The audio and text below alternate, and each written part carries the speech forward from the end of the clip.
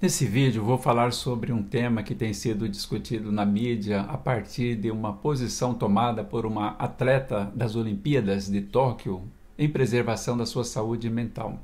Eu li a respeito dessa atleta americana, Simone Biles, e da sua desistência da final da ginástica feminina por equipes nas Olimpíadas que estão sendo realizadas em Tóquio, no Japão.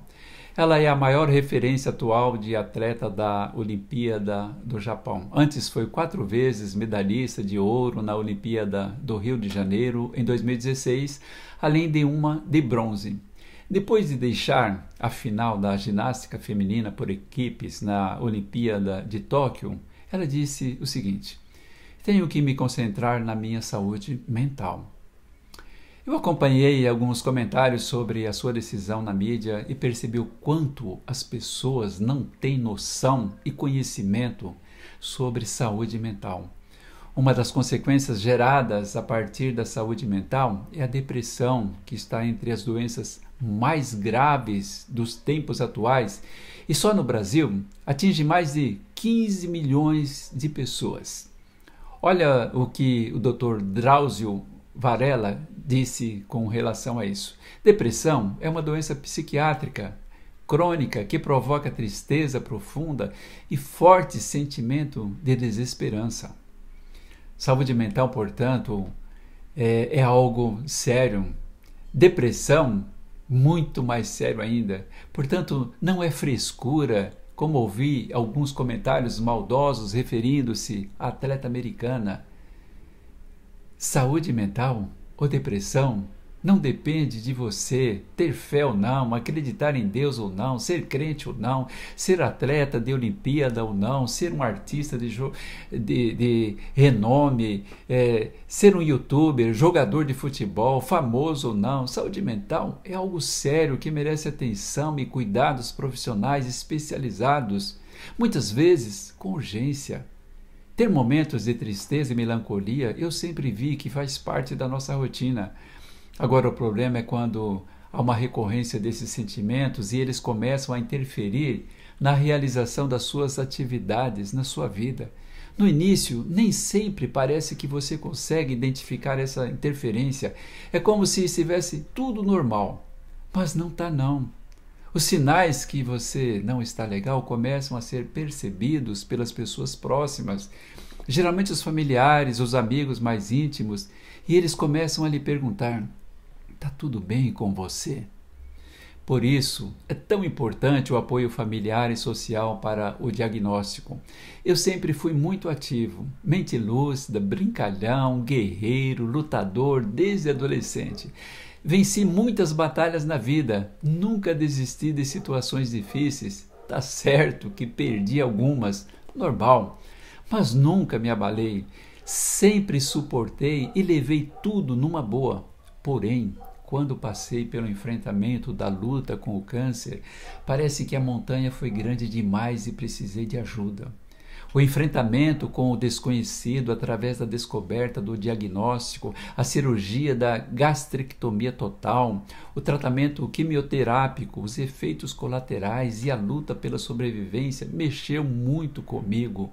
Junta-se a isso o fato de você conviver durante o tratamento ao lado de pessoas com a autoestima muito baixa pela doença. E o que passa na mente dessas pessoas é: talvez quantos dias ainda tem de vida, meses, anos.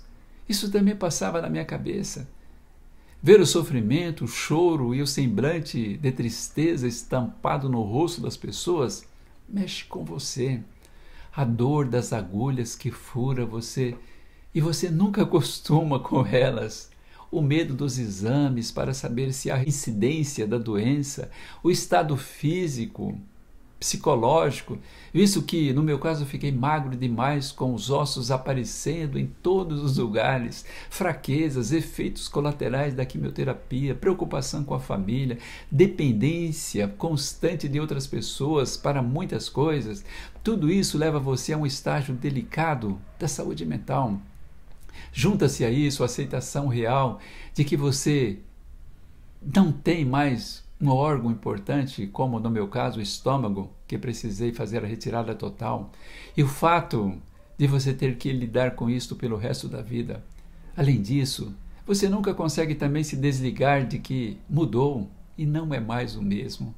Os exames para a verificação da doença continuam pelo prazo de 5 anos.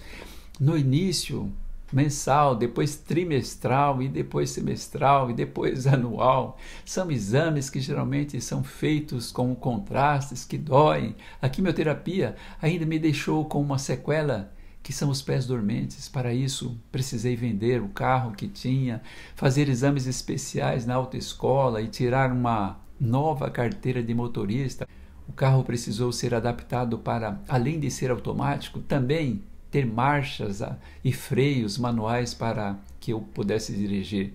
Tem momentos que os pés travam, não consegue mexer e se não tiver a direção manual pode ter consequências graves, então precisava disso. Graças a Deus me adaptei bem com a direção manual do carro e já dirigi até estradas sem problema algum.